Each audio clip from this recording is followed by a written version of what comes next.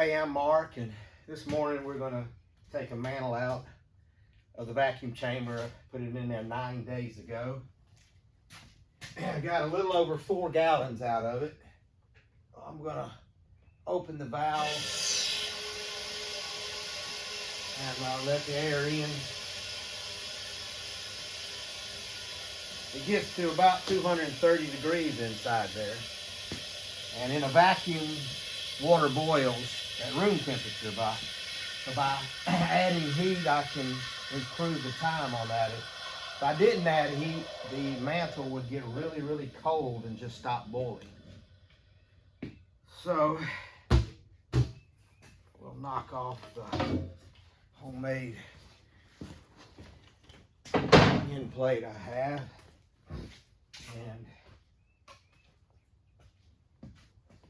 we'll slide it out.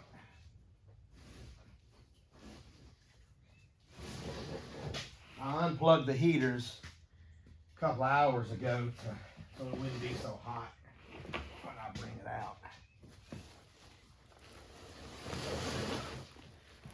The water condenses on the inside of the pipe, and there's a lot of corrosion that happens from the acids coming out of the wood. Even though I've coated the inside of the chamber, it just came off there in the vacuum. So I'm always battling kind of a nasty black rust. So I want to make sure I clean my hands good before I touch the mantle. I don't leave any ugly black marks.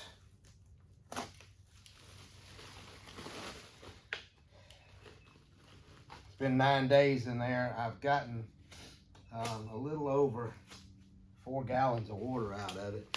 Water weighs 8.3, 8.4 pounds per gallon, and so you can do the math there. You know, I got like 35 pounds. This mantle's 35 pounds lighter than when I put it in. Crazy how much water can be in these things. I have other kiln and drying racks too that one's a solar one, and I have 20 of them in there. But this one, if it's not too big, this one I can dry a mantle in 8 to 10 days. And I have a backlog of mantles waiting to go in here. It takes so long to dry a beam this size, and I've got customers. I seem to be the only one in the area that is selling kiln dried mantles. There's a few other people offering them, but they don't advertise that they're kiln dried. They just say the tree was cut down, 3 years ago or something, and that may be sufficient. But the wood will warp and crack, and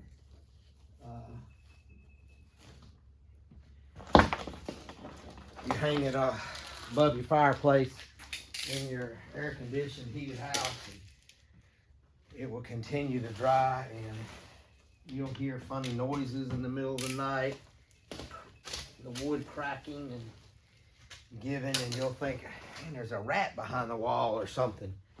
And all it is the wood is still drying. I've got some beams here that are in my rack. These ones over here, great big ones, and I'll hear noises all the time, and I'm thinking, oh man, there's termites or there's a bug inside it or something, but it's just the wood drying. These great big ones here, they will go in the next batch down in the solar kiln, which is about 4 more months. They stay in there for about 6 months. Maybe a little less if I start out in the heat of summer.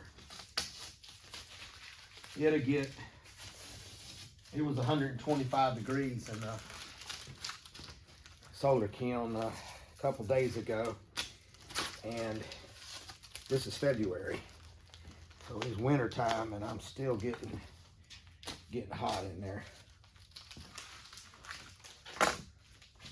Well, let's get it unpackaged here.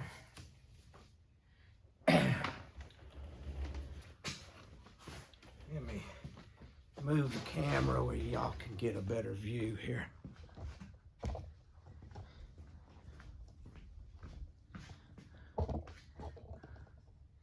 That looks a little better. Well, I don't want to touch it with my hands, so until I wash, I can feel the heat coming off of it.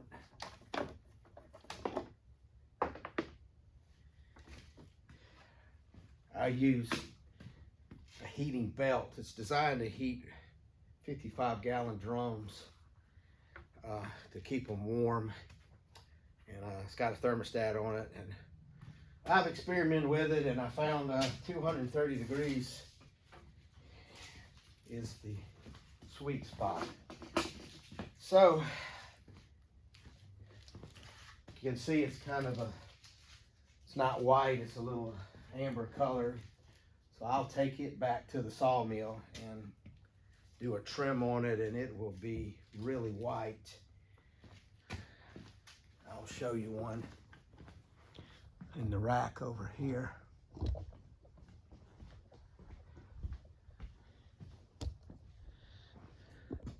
This one right here, you can see how white it is,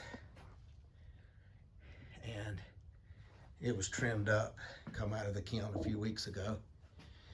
This was a piece of cherry wood, and I just put the final special walnut stain on it. I had to use a wood dye first in order to get that color. Special walnut seems to be the going fad right now. And next I've got a customer who wants 7 beams,